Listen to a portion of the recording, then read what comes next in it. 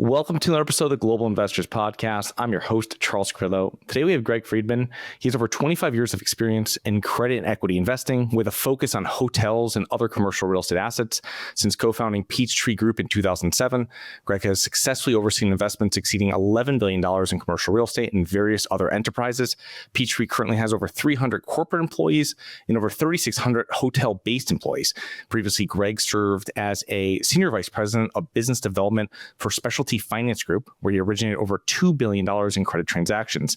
Before that, Greg was vice president of business development for GMAC Commercial Mortgage Asset-Backed Lending Division. And during his 6-year tenure there, he originated, closed, and funded more than 300 hospitality FF&E financing transactions with an aggregate capital structure exceeding $10 billion. So, Greg, thank you so much for coming on the show today. We really appreciate it. Yeah, Charles, I appreciate you having me on the show and look forward to talking more about what we do and learning and at least educating your audience more about what's happening across commercial real estate and private credit and so forth. Okay, fantastic. So before getting in 2007, so you started Peachtree right before the GFC. Can you tell us a little bit about yourself, both a little bit about professionally and personally, prior to founding that corporation? Yeah, so, I started Peachtree back in 2007, as you mentioned.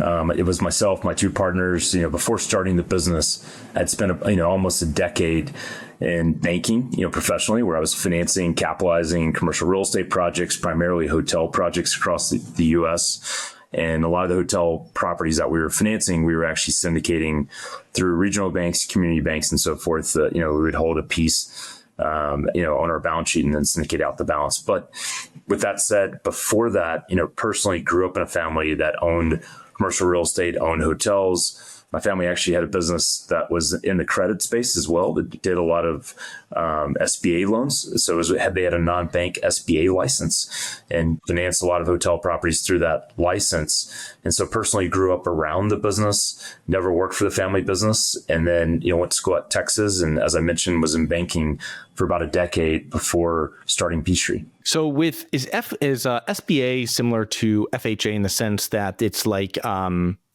you have a lender that's taking the risk, but it's guaranteed by the government? Is that how that kind of works? It's somewhat similar. That's a good analogy. It's, with SBA, there's a couple of different programs. There's the 7A program. There's the 504 program. They specialize primarily in the 7A program, which was effectively where 75% or, typically 75% of the loan, in some cases, maybe a higher percentage, is guaranteed by SBA or effectively by the government. And that's what allows lenders to actually stretch and provide these small businesses financing. So it's a program that's very much needed for the U.S. economy because it allows us to continue to fund entrepreneurs, fund small startups and businesses through that SBA program.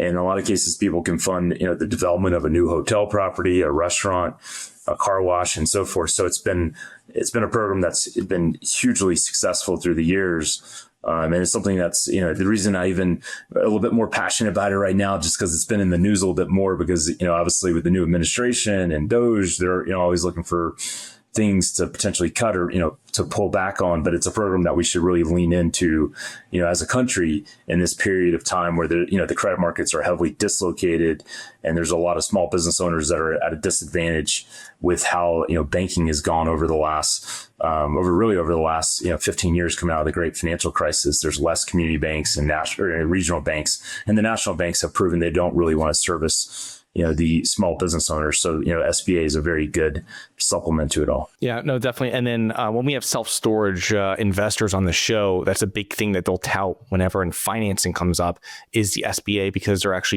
it's a business, similar to, like you said, car washes. And so, yeah, you have the real estate piece, then you have the business piece, so you can get that SBA loan. So that's very interesting.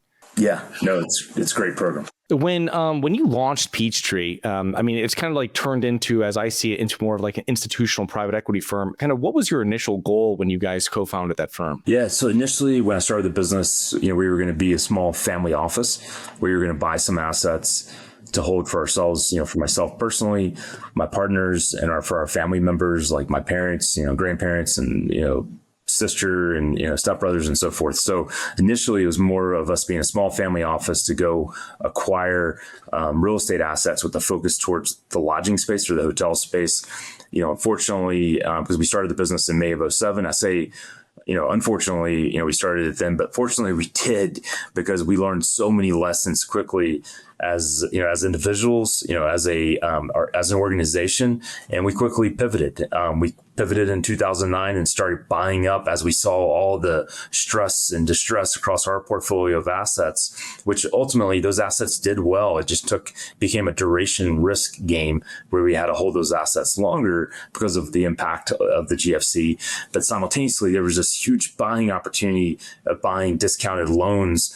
And that's when we really shifted our strategy as a firm and started buying up a lot of distressed debt across commercial real estate. We bought busted subdivisions. We bought debt against hotel loans and retail and did really well with that trade. We continue to buy hotel properties at discounted levels. We even continue to develop some hotels because construction costs came down dramatically.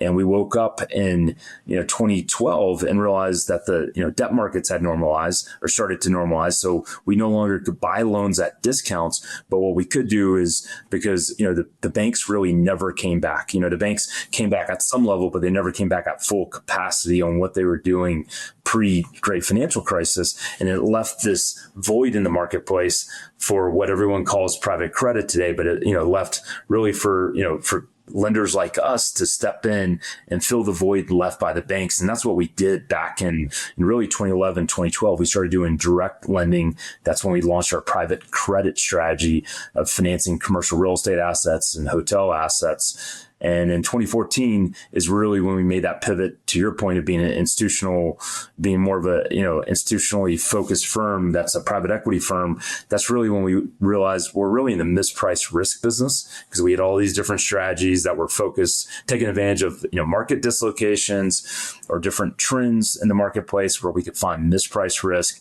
And in 2014, we really started the rebranding process of Peachtree from being, a small family office or an owner operator, developer of assets, or even acquirer of loans and so forth, into being a private equity firm that's vertically integrated, that invests across the capital stack within real estate, but also invests outside real estate. And being vertically integrated, we're set up today where we have different divisions that are set up to own real estate, to operate real estate, to develop, lend, asset manage, and provide a lot of other services to the different investment strategies that we're executing on. And we currently have close to $8 billion of total assets under management when you look across our credit and equity investments. What are some of the current investment asset classes? Like you said, you're in all the different parts of the capital stack. I know for hotels, you guys are everywhere through that. For your other asset classes that you guys really focus on, can you give us a little background of what you're involved with currently? Yeah. So, we're financing, today we're financing pretty much all commercial real estate property types. Like we're doing industrial, retail, multifamily, obviously hotels. We're even doing some stuff in self-storage. And so we're providing financing across all those commercial real estate property types. We're even buying properties. We have different investment strategies. We're buying an industrial asset or under contract, and we're hard on that contract that we're closing here shortly in Texas on an industrial property.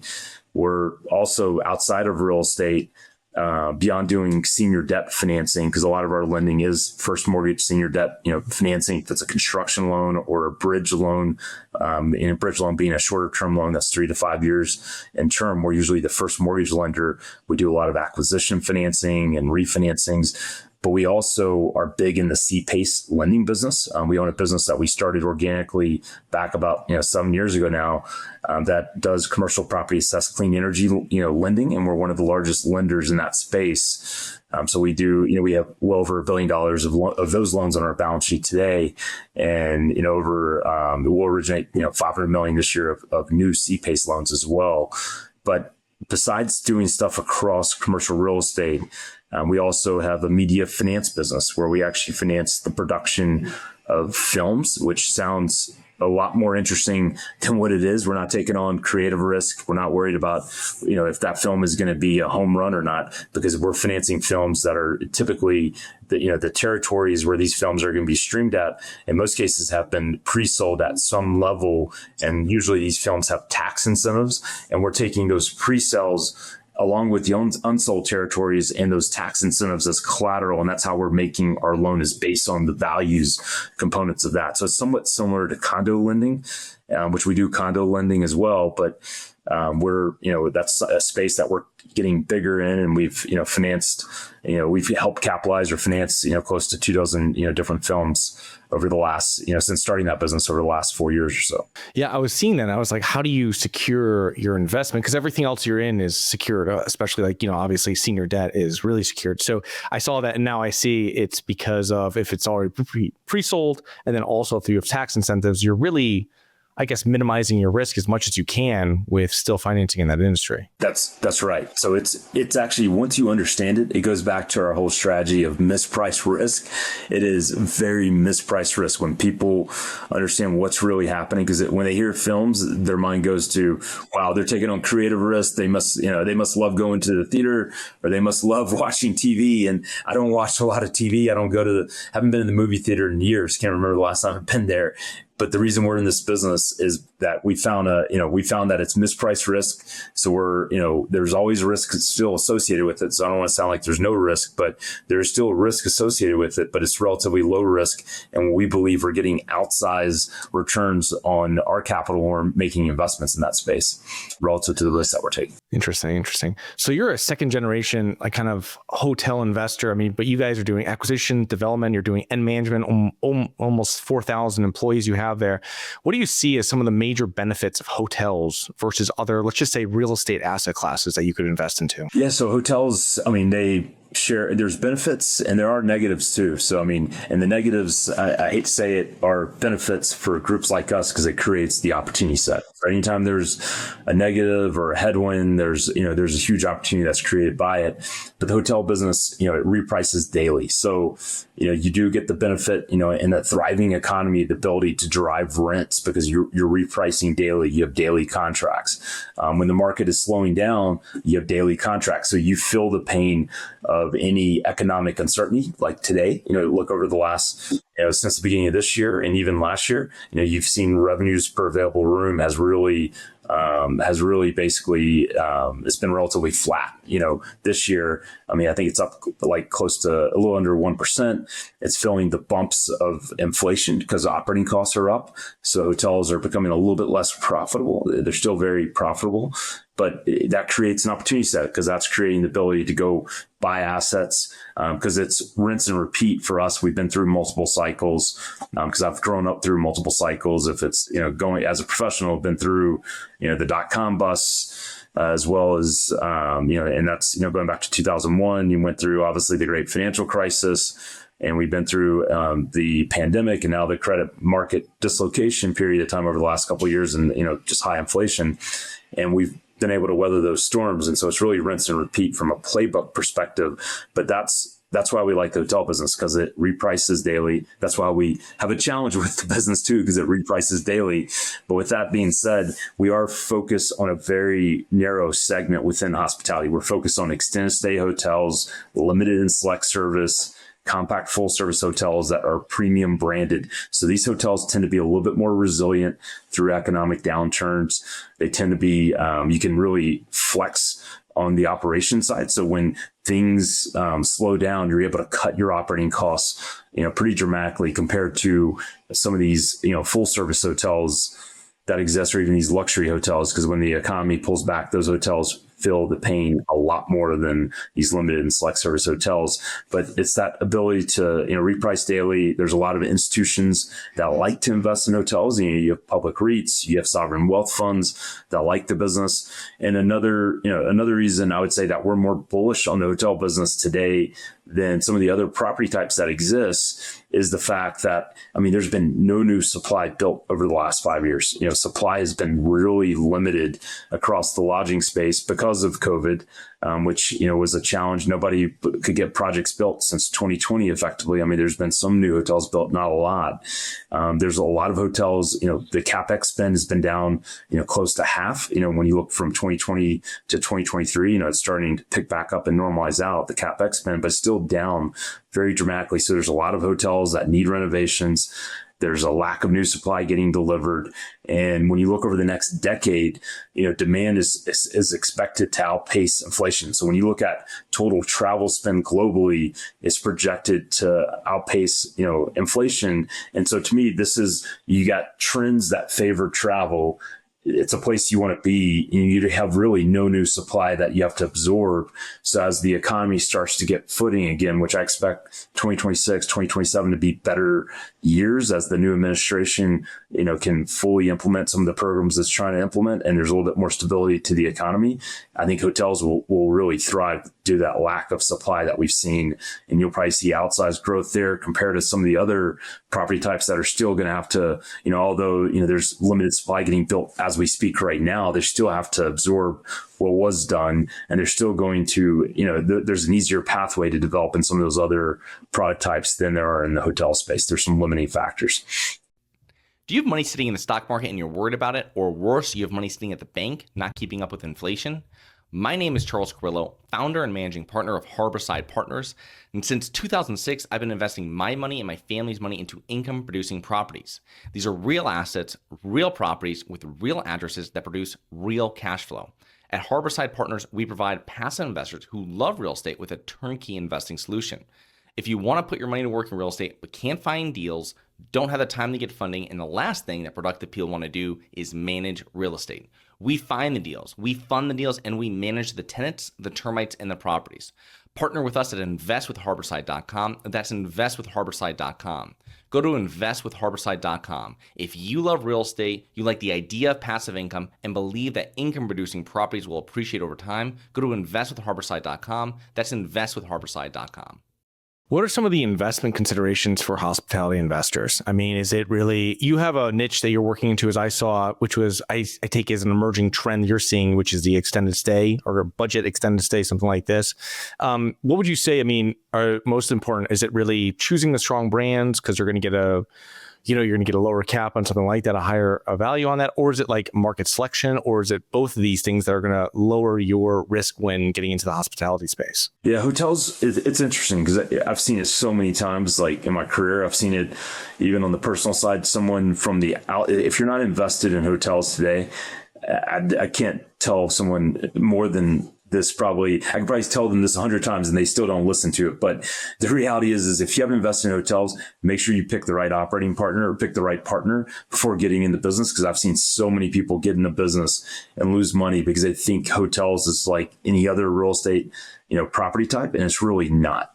I mean, hotels are truly unique because it is an operating business. So you really need to understand your location. I mean, you're in all of real estate, people would argue location matters, but in hotels, it matters even more. You really need to understand the location, the sustainability of the demand drivers in that location, the demand for the actual product type, the brands. I mean, the brands create so much value. You got to have the right brands. I've seen too many people come in our space thinking they can create their own brand. They think that they can go take a bunch of key money from a weaker brand and still make it work. It just doesn't.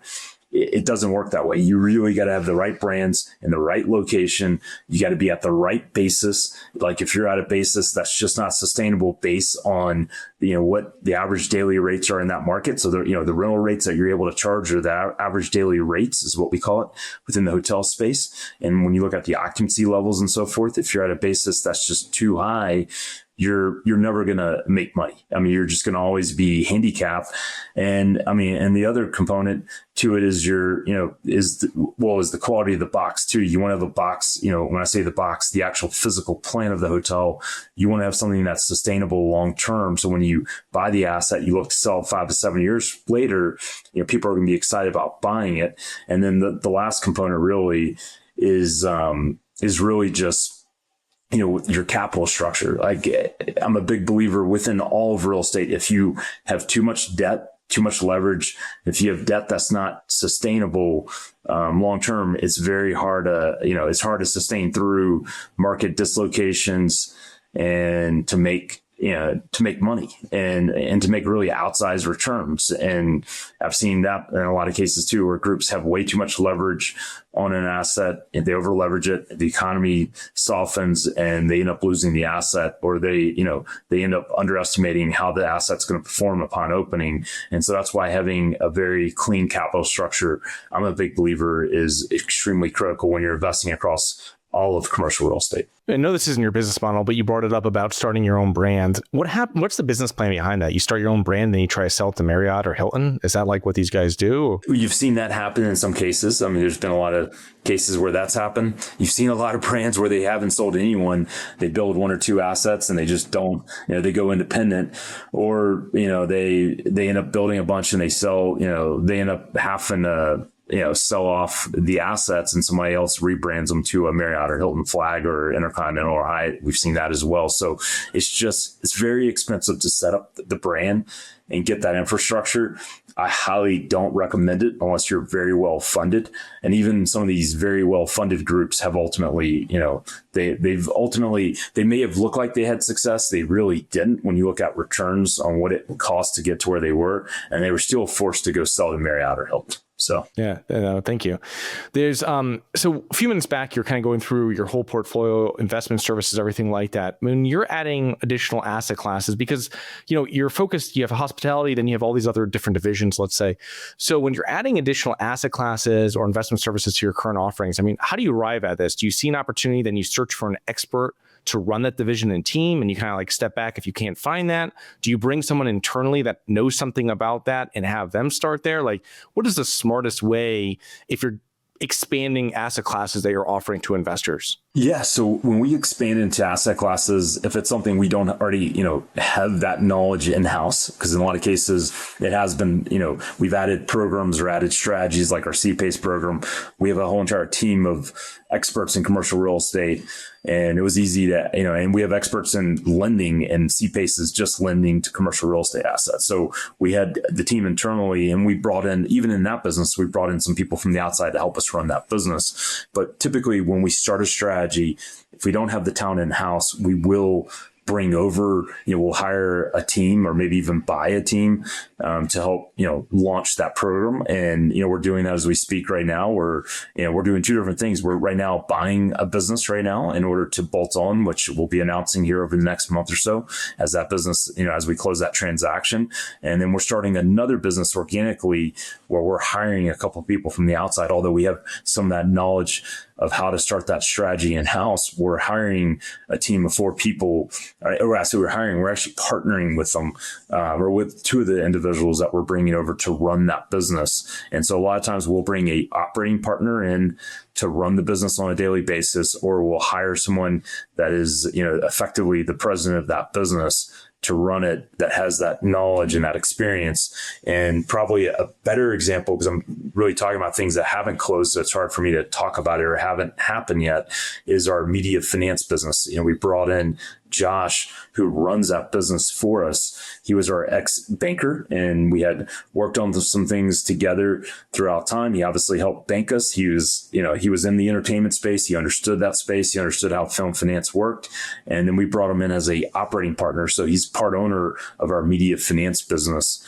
And that's how we really launched that business, because up until I met Josh, I really, I had a very limited knowledge of that space. And the same goes for my partner, Jutton. The two of us didn't really know that space extremely well, but by bringing Josh in, who was an expert in that space, we were able to build a team around him to execute on that strategy. All right. That sounds great. Yeah. It makes perfect sense. Cause I was like, that's how when I've read about large private equity firms I've started, it's like when they're bringing on a new division, they like search for like someone that really knows it, and then they kind of build it around that, which makes perfect sense, instead of like operators that are running one part of the business. They're like, oh, now I'm going to learn this over here. I don't always see that as like something that works. You know what I mean? It's usually like bringing someone on that's, we've been doing this for decades, like you were saying for your new partner there for media, and having them like kind of run with it. So yeah, I was just going to say one last thing. One thing we do too is when we make investments in that new strategy, we usually do it internally before raising capital from the outside. So we do it ourselves and prove out the strategy before we start, raising funds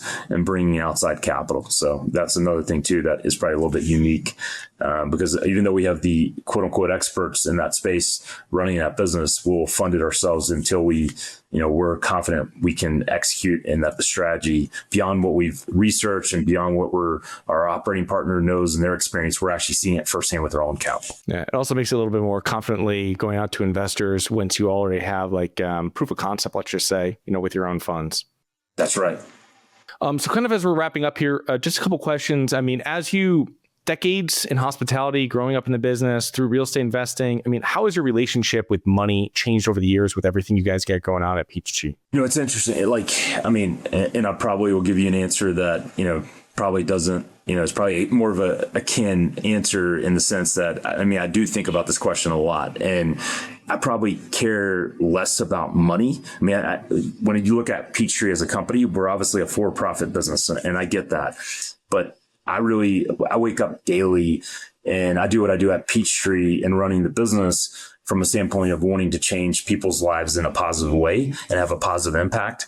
Obviously, part of that outcome is when we're having success. In most cases, that success equals, financial benefits. But I don't, I'm not one that, it's like, I'm not very into materialistic things. I really don't, care as much about the money aspect. I don't do it for the money aspect. I really do it because I have passion and joy for helping the people on our team, get better on a daily basis, for helping them reach their professional goals, hopefully, achieving their personal goals as well.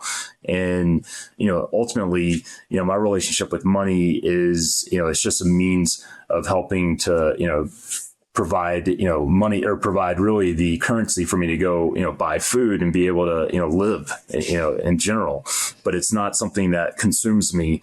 So I'm not consumed by money. I think there's a lot of people that have success. They get consumed by the idea of money. They need a bigger home. They need multiple homes. They need, they constantly need more and more and more. And that ends up making them potentially make bad decisions, not in all cases, but with myself personally, I don't focus that much on the money side.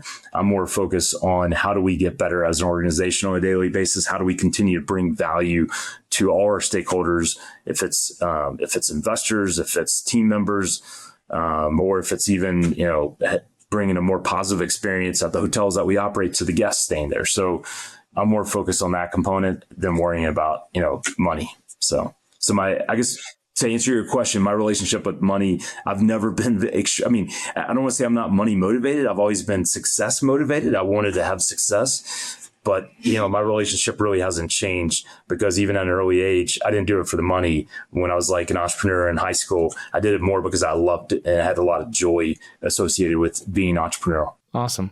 So as we wrap up here, I always ask anybody that's investing in real estate, you mentioned debt. What other common mistakes do you see, or you've seen over decades of real estate investors? What do they make? What are these common mistakes that they make? I think it's debt. I think it's selling. Unfortunately, again, we've benefited from a lot of people that are, when things are going well, they don't want to sell. And then as soon as things go bad and the asset, all of a sudden the values are depressed, they're dumping assets.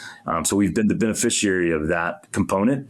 Probably one of the other big mistakes beyond debt is not selling at the right time. It's also realizing, real estate is a game where it's very rare you make a bad decision on the location. There are certain cases where people have made bad decisions because the location's gotten worse over time or something. But in most cases, it's a timing issue. It's just having that discipline and having that patience to deal with that duration risk. And if you have that ability to sort of deal with that duration risk, you have the right capital structure, it tends to work out. But I would say, the biggest two challenges people have in real estate is, and maybe a third one, actually, I just thought of two, is beyond just the, patience and just, is the fact that people get way too ego driven at times, where they build an asset way over, they overspend on that asset where it's just never going to be justified for that market. So you got to be patient. You can't let the ego drive you, and you got to have the right debt structure to allow for you to sustain through cycles. Those are probably the three components of real estate that if you want to be successful, leave your ego at the door and, just make sure you have a sustainable capital structure and patience, and you'll be fine. Yeah, duration risk. I like how you worded that. I had this real estate investor like 2 decades ago when I bought my first multifamily property, and he was telling me, he's like, if you got to hold it for 10 years, you know what I mean? If you hold it for 10 years, you can minimize any losses. You just have to make sure that when you buy it, it's set for 10, you know what I mean? Like, you have the debt set, you're not going to have some huge increases in it. And you're like, oh, it's really straight. And he didn't use duration risk. I like that. I've never heard that before. That's a great way of putting it. But okay, Greg, how can our listeners learn more about you and Peachtree? Visit our website, peachtreegroup.com. We have a lot of information. I think my contact information or my email address, I think, is on that website. Or feel free to just, you can always, pull me up on LinkedIn. I post very frequently on LinkedIn as well. So you can Google my name there, or just email me directly at gfriedman@peachtreegroup.com.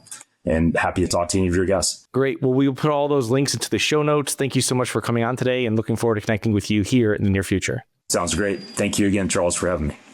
Hi, guys. It's Charles from the Global Investors Podcast. I hope you enjoyed the show. If you're interested in getting involved with real estate, but you don't know where to begin, set up a free 30-minute strategy call with me at schedulecharles.com. That's schedulecharles.com. Thank you. Nothing in this episode should be considered specific, personal, or professional advice. Any investment opportunities mentioned on this podcast are limited to accredited investors. Any investments will only be made with proper disclosure, subscription documentation, and are subject to all applicable laws. Please consult an appropriate tax, legal, real estate, financial, or business professional for individualized advice. Opinions of guests are their own. Information is not guaranteed. All investment strategies have the potential for profit or loss. The host is operating on behalf of Syndication Superstars, LLC exclusively.